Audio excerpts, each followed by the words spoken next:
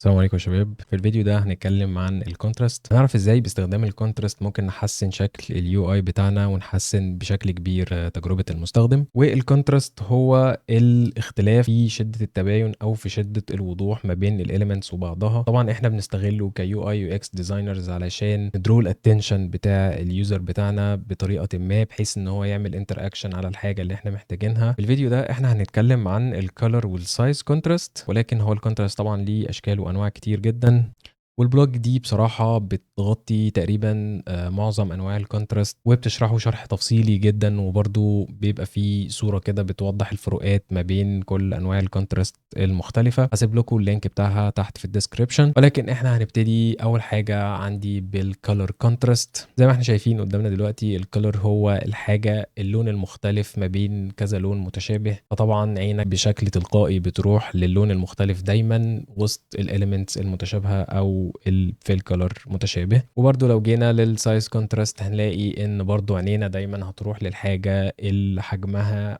اكبر بنسبة كبيرة عن ما حولها من elements. وده كده بشكل مبسط وسريع الفرق بين السايز كونتراست والكالر كونتراست. فتعالوا بينا بقى نشوف باستخدام الكالر كونتراست والسايز كونتراست ازاي نحسن من وضع الهيرو سيكشن اللي قدامنا دلوقتي. طبعا زي ما احنا شايفين الكونتنت هنا صعب جدا التفرقة بين الاليمنتس وبعضها، صعب معرفة ايه الحاجة المهمة والاقل اهمية وهكذا. طبعا احنا كل ما السايز بتاع الحاجة زاد، كل ما كانت دي الحاجة اللي بتبقى ذات اهمية او ذات قيمة ان احنا نعرضها او نخليها تجذب انتباه اليوزرز بتوعنا. ولذلك الكونتنت بتاع الهيرو سيكشن بيتكون من الهيدلاين اللي هو بيكون اكبر حجم ممكن، علشان ده اللي بيقدم الفاليو بتاعت البرودكت بتاعي. وبعد كده السب تايتل او السب هيدلاين ممكن يكون بشكل اصغر شويه. والكول تو اكشن طبعا بنبقى محتاجين دايما ان هو يلفت الانتباه اكبر قدر، لان دي الحاجه اللي احنا بنبقى محتاجين اليوزرز ان هم ياخدوا عليها الاكشن او يحققوا اللي احنا عايزينه من البرودكت بتاعنا. فلو جينا عند التايتل بتاعنا وخليته مثلا وليكن 72 بكسل، بمجرد ما عملت كده لقيت انه خلاص، يعني بمجرد ما اليوزر هيخش على البرودكت بتاعي او الويب سايت بتاعي التكست كبير جدا وبيلفت الانتباه بشكل كبير جدا. فاول حاجه عين اليوزر هتروح عليها هي الهيدلاين بتاعي، وده اللي انا ببقى محتاجه. طبعا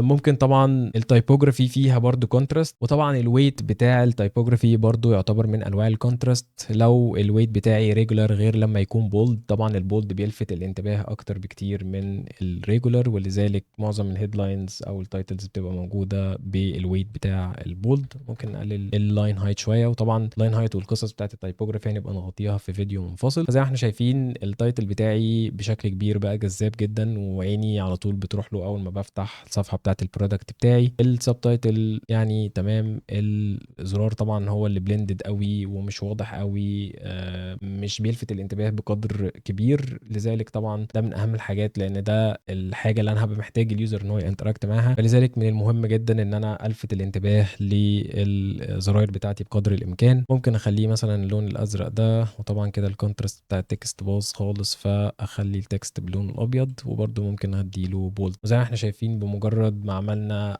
او طبقنا التطبيقات البسيطه بتاعه الكونتراست، الوضع اختلف تماما مما كان عليه، والموضوع بقى يحقق تجربه مستخدم افضل بكتير مما كان الاول. وبالتالي اليوزر هيقدر بمنتهى البساطه يسكان البيج بسرعه جدا، ويقدر يشوف الحاجات المهمه اللي هو محتاجها، ويقدر كمان ينتراكت بشكل اسرع مع الحاجات اللي انا محتاجه ينتراكت عليها، زي في المثال هنا الكول تو اكشن بتاعي. وبرده عندي الهيدر بتاعي اللينكس، اي نعم في ديفايدر بيقسم النافيجيشن لينكس مع اللوجن والساين اب، ولكن ممكن اخلي اللوجن والساين اب برضو الويت بتاعهم يبقى بولد، بحيث ان هم يلفتوا الانتباه اكتر، لان انا هبقى محتاج اليوزر برضو ينتراكت مع الجزء ده بالذات في الهيدر. كلام جميل. زي ما احنا شايفين قد ايه اليوز اوف كونتراست اثر جامد في الكونتنت بتاعي في الهيرو سيكشن ده. برضو في حاجه محتاج اتكلم عليها بالنسبه للبودي تكست كولر. يعني يفضل ان احنا ما نستخدمش البيور بلاك لما نيجي لموضوع البودي تكست، خصوصا لو في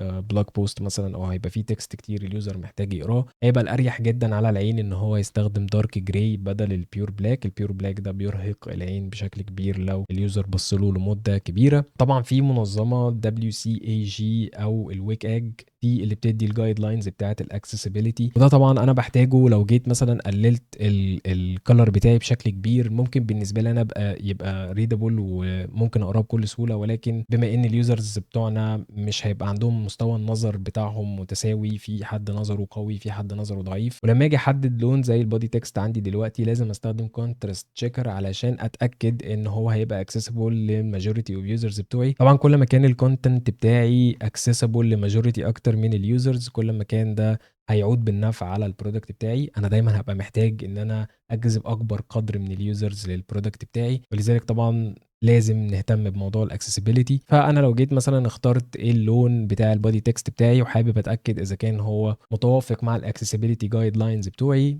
ممكن اختار بلجن اسمه يوز كونتراست، ده اللي انا بستخدمه. لو جيت فتحت البلجن بتاعي هلاقيه ان هو مديني فيل 2.5.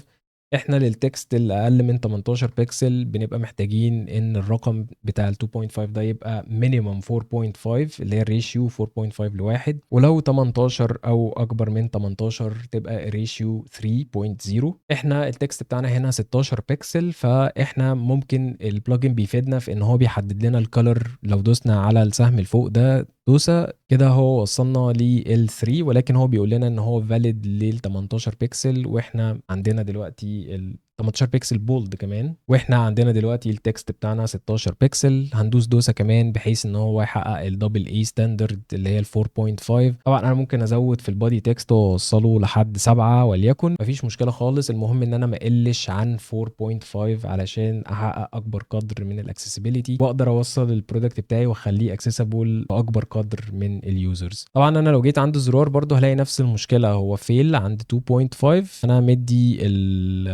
التكست بتاع الزرار بتاعي 18 بكسل بولد، فهو ممكن يبقى عند 3 يبقى تمام. ادوس على الزرار بتاعي او الباك جراوند بتاعي وازود شويه اللون. اول ما هو بيوصل عند 3 كده بيبقى لحد ما تمام، ولكن برضه انا بحبذ ان هو دايما يبقى 4.5 حتى في ال 18 بكسل. وممكن ساعتها بقى لو الشيد مش عاجبني ابتدي اغير في اللون بتاعي. طبعا انا لو عملت اللون البراند كولر بتاعي ممكن يحقق عادي الاكسسبيليتي بتاعتي، ولكن المهم جدا ان انا دايما اتشيك الكونتراست ريشيو، بالذات في الحاجات اللي هتحتاج قرايه او الحاجات اللي هتحتاج انتر اكشنز زي البودي تكست بتاعي او الزراير بتاعتي. فبما ان انا الكونتراست بتاع الزرار بتاعي محقق ريشيو عاليه اللي هي 8.5، انا كده تمام جدا. ولكن انا بما اني كنت من الناس اللي ما كنتش بعرف اختار الوان معينه للبودي تكست، وممكن كنت اقلل عن الالوان الموصى بيها واللي تكون اكسسبل لمعظم الناس، فبالنسبه لي اليوز كونتراست بلجن ده مهم جدا في شغلي. ودايما لما باجي اختار اي لون للبودي تكست او اي لون للحاجات اللي محتاجه انتر اكشنز بستخدم البلجن بحيث ان هو يديني الالوان اللي بتتماشى مع الجايد لاينز بتاعه الاكسسبيليتي. وبكده نكون خلصنا الفيديو بتاع الكونتراست. لو عجبكم الفيديو ممكن تعملوا لايك وشير. لو حابين تشوفوا فيديوهات اكتر عن اليو اي واليو اكس ممكن تعملوا سبسكرايب للتشانل. لو عندكم اي كومنتس فيدباك او اي طلبات لتوتوريالز معينه ممكن تسيبوها لي تحت في الكومنتس. اتمنى تكونوا استفدتوا، وان شاء الله اشوفكم في فيديو جديد، والسلام عليكم.